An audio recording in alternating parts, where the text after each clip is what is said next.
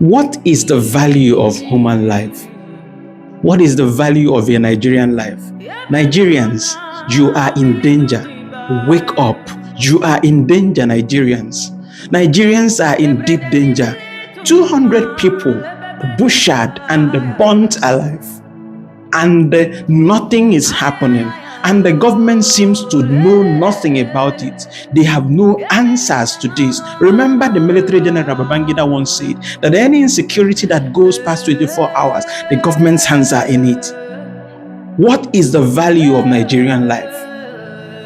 Join me in the Diary of a Broken Man today as we discuss, sadly, the mounting insecurity in the middle belt of Nigeria and the Enugu state, as we have seen. Remember to subscribe, to like, to share, and to comment. This is Diary of a Broken Man. When we speak about insecurity in Nigeria, unfortunately, most Nigerians think it does not concern them. Most Nigerians think they are exonerated. Most Nigerians tend to think that because it is not something that is affecting them directly, it doesn't exist.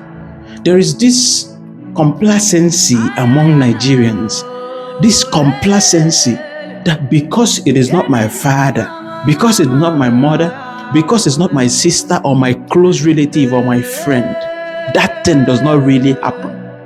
Because it does not affect me directly, it doesn't matter. And so many things are going on in the country, and people are so quiet as if nothing is happening. People are going about their daily businesses, waiting for the next victim. You see, the danger of these kind of things is that one by one, people are being taken. People are being kidnapped daily. You see, traveling by road in Nigeria is like a death trap. You see, moving from Lagos to Enugu or to Makurdi or to any place in Nigeria is a death trap. And it seems as if it is a normal thing that hundreds of people are kidnapped daily.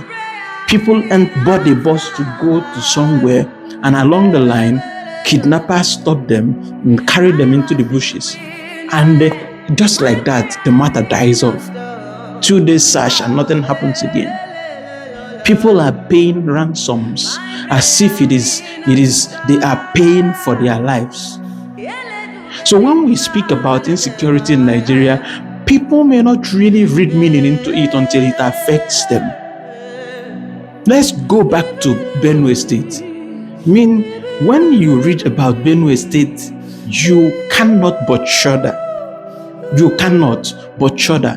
Since 2023, it has been killing upon killing upon killing upon killing. You see, the Fulani bandits have taken it upon themselves to unalive as many people as they want to in Nigeria, and they do this freely with nobody stopping them. They do this freely with nobody. Nobody stopping them. I want you to watch a clip at the end of this video. I will show you a clip of where our police people, military are negotiating and dining and whining, mollycoddling with bandits, terrorists. Where does it happen? Where does it happen? In January of 2023, we saw suspected Fulani headers attacked IDP camp in Makurdi. They killed 11, 8 injured. People, we moved on. We did the mass burial and we moved on. It was as if nothing happened. In May 2024, from this year, not even 2024, in 2025 May, they came again. A series of attacks in Gwe, West and the Guma local government. 36 people were butchered. People moved on. Mass burial has become a normal thing in Nigeria. That 100 people, 50 people are put into a mass grave and they are buried just like that. And their families are left to mourn them just like that. And then unfortunately, the most unfortunate thing is that the government of Nigeria is never empathetic at all. There is no sense of empathy in them. So 36 people just die like that. The government is doing nothing. The president doesn't even see the reason to visit them. If not for the protest from people of Benue State and the movement of Very Dark Man and so many other voices that started speaking out, musicians, actors, comedians, the president wouldn't even put out a tweet. It doesn't matter. It doesn't bother him. The worst thing that happened to Nigeria is the kind of president that has no sympathy, no empathy, no human feeling, no conscience, no sense of pity on the people you are placed over. If at all you were placed over them, or you placed yourself over them, because no real leader behaves the way he does. I doubt that a human being will have the conscience. At some point, he was in France and hundreds of people were butchered. The president of Nigeria couldn't release a press statement. And then he came back to Nigeria. He couldn't even board the flight, not even that he will walk on foot. He couldn't even take the fleet of helicopters and to visit the victims. I ask again, does it mean that the lives of Nigerians do not matter? Does it mean that people in Benue State, Plateau State, Enugu State, does it mean that their lives do not matter? We go on. On June 1st and the 2nd, at least 85 Christians were butchered in Gua community again, Gua West, and the Apa counties. On June 1, 43 others were killed in Se and Sawan and the Edihu and Bale communities. Still Nigerians. These are human beings we are talking about. These are people's fathers, people's children, people's mothers, people's brothers, people's sisters. Some of them are little babies, butchered, some of them burnt alive. I want to paint the picture for you so that you know how deadly the Nigerian system has become. And then on the day before yesterday, 200 people, 200, not one, not two, not 10, not 50, not 100, not 150, 200 people and counting, because the numbers are not even accurate, which means it could be up to 300 people were butchered. They were not just butchered, they didn't stop there. The gruesomeness didn't stop there. The evil, the pogrom, the genocide didn't stop there. They went ahead to light the people and burn them to ashes. People of the world, Nigerians are in danger. People of the world, Nigerians are in danger. And the government does not care about our people. They only care about re-election. The Nigerian government cares more about the re-election of 2027, 2 years later. They care more about re-election than the lives of Nigerians being butchered daily. Human trafficking is going on. Organ trafficking is going on. So many other things, kidnapping everywhere. But the government doesn't care. I want to retreat to ask this question. Does it mean that Benue State and Plateau State, Enugu State does not have governors? Because it's not enough to build roads and build conference centers like in Enugu. And we clap for you. Good governor, well done. And then your people are dying every day and you can't even issue tweets. You can't even visit them. It doesn't matter. Socialite governor. Does it mean that they don't have politicians? Does it mean they don't have people in the House of Assemblies? Does it mean they don't have people in the Senate houses? Does it mean they don't have people from the National Assembly? Does it mean that they don't have politicians from Enugu, from Benue, from Plateau, and all these places that people are butchered daily? What is the value of your Nigerian life? What is the value of your Nigerian life? And then you hear something that breaks your heart, like the level of insensitivity, the level of insensitivity in the Nigerian APC-led government. This same government that could not allow Goodluck Ebele Jonathan do his job as the president of Nigeria. They were leading a million march. There were so many protests going on. Operation Occupy Nigeria, this and that. They were releasing tweets. They were going to United States. They were inviting Obama, inviting the wife of Obama. They were going around the world sabotaging the country. Literally.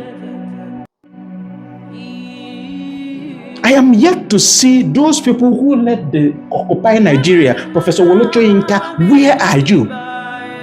Tunde Bakare, where are you? People who were openly mocking the president of Nigeria and his wife and his family. People who carried the coffin of a president, a sitting president. People who had the effrontery to pray openly to curse the president that he would die. And all of a sudden, all of them lost their voices. Some of them are receiving awards for doing what? For being cowards.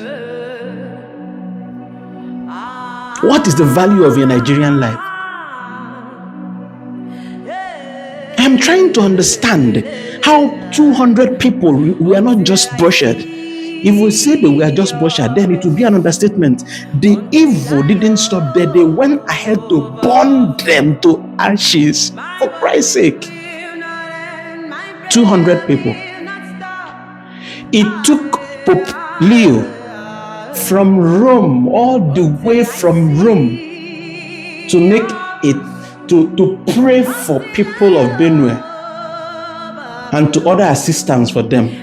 It took the Pope from Rome, but the president of Nigeria sitting in Aso Rock, Abuja, doesn't know. He needed 2 good days, 48 hours to be informed of what is happening in his country.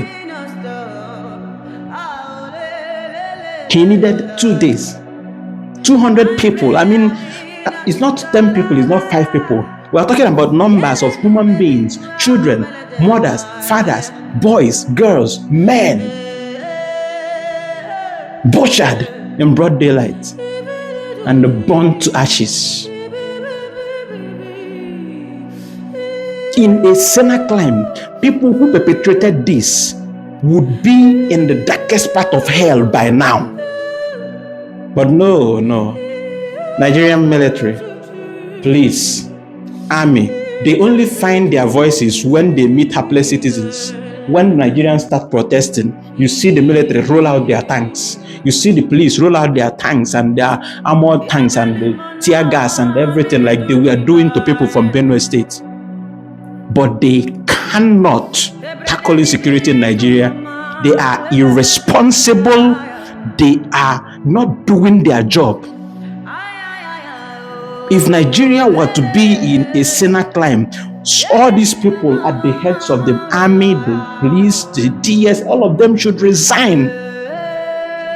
The chief of defense staff should resign because he is not doing his job. Nigerians are not secure in his hands. Does it mean that the Nigerian life does not matter?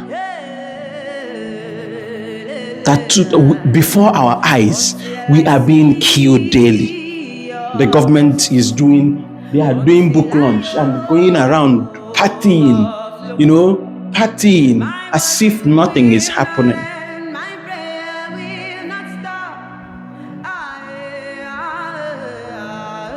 If there is something you know about Nigeria, you will know that there is a deliberate attempt, first, to weaponize poverty, second, to weaponize insecurity, to shut Nigerians up.